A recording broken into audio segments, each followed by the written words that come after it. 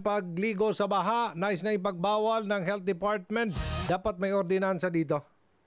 Lahat ng mga LGUs, mga mayor, magkaisa na po tayo ha.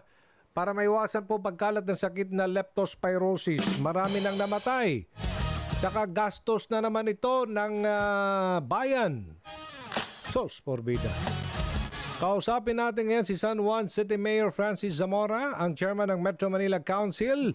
Magandang umaga po, Mayor Zamora. Yes, magandang umaga, Aljot. Maraming salamat po sa pag-imbita sa inyong programa. Opo, sa ngalan ni Kong Erwin Tulfo, Mayor Francis, ano naman ang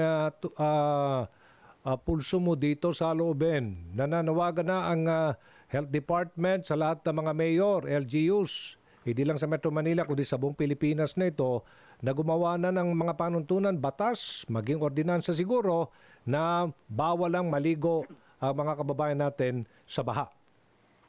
Opo, Aljo, nais kong ipaalam sa inyo lahat at nais kong ipaabot kay Secretary Ted Herbosa ng Department of Health ang aking buong suporta po sa panukalang ito. Katunayan, sa loob lamang ng ilang minuto, ako po yung mag-release ng isang statement kung saan nakasaad po ron na number one, buong-buo po ang aking support sa panukalang ito at tayo po yung makikipag-ugnayan sa kapwa nating Metro Manila Mayors at kay MMDA Chairman Don Artes upang magpasa ang Metro Manila Council ng isang resolution na nananawagan sa lahat ng local government units sa Metro Manila na magpasa ng kanya-kanyang mga ordinansa tungkol dito, patungkol sa pagbabawal sa paglangoy sa tubig baha. Ang mahalagang aspeto nito ay una, kadalasan kasi mga kabataan ang lumalangoy sa tubig baha.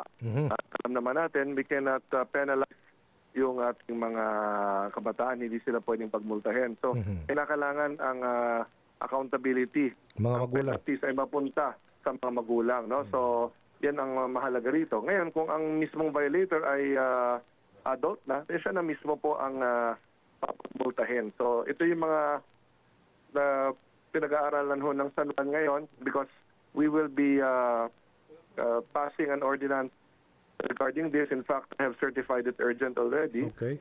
Nakipag-ugnayan na rin po tayo kay Vice Mayor Angelo Cawili para po sa ordinansa ng San Juan. Pagdating naman po sa ordinansa ng ibang mga Metro Manila LGUs, depende na ho sa kanilang mga sangguniang panunsod yan kung ano po magiging mga multa na ipapataw nila sa mga violator. Sa lungsod ba ng San Juan, Mayor, may kaso bang leptospirosis kay naitala? Meron po tayong 6 unconfirmed cases. Bakit Okay. sa unconfirmed? Dahil naghihintay pa ho ng test results kung indeed leptospirosis. Ngunit, ayon sa aking City Health Officer, number one, ang 6 na ito ay lumusong sa baha. Pangalawa, they are exhibiting symptoms of leptospirosis. So malamang sila ay kaso na ng leptospirosis, except that hinihintay pa lang yung pinaka-resulta po nila. They are now currently being treated, Aljo. Opo, malinis naman po ang ilang mga barangay niyo po dyan sa San Juan. Opo, bukod sa leptospirosis, binabantayan din ang kaso ng dengue. O kumusta naman po ang inyong monitoring sa sakit na dengue sa San Juan City, Mayor? Right now, wala naman kaming any alarming data. Mas yung sa leptospirosis, Aljo, ang nais natin tutukan.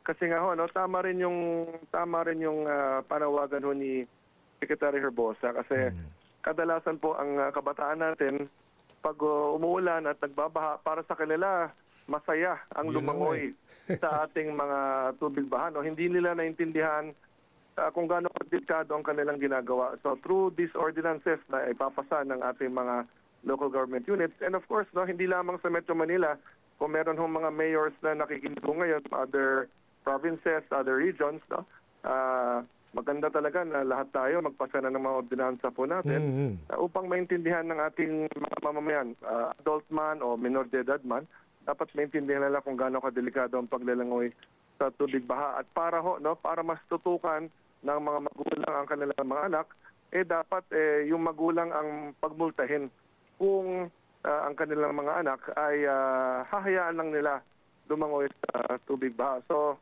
it will also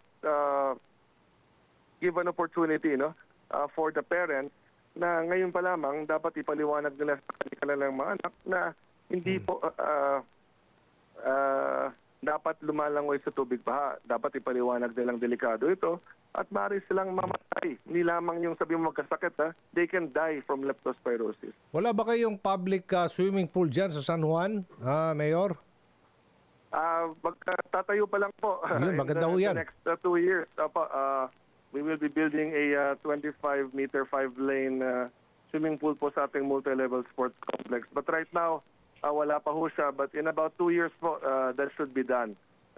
But then again, no, sa lahat ng kabataan na nakinig ngayon, ganun din sa inyong mga magulang, no, wag tayong lalangoy o wag nating isipin na masaya lumangoy sa tubig baha dahil delikado yan at posibleng pagmulan ng leptospirosis, posibleng dahilan na mamatay pa tayo. So, wag natin gagawin yan. Maraming salamat, San Juan City Mayor Francis Zamora, ang chairman ng Metro Manila Council.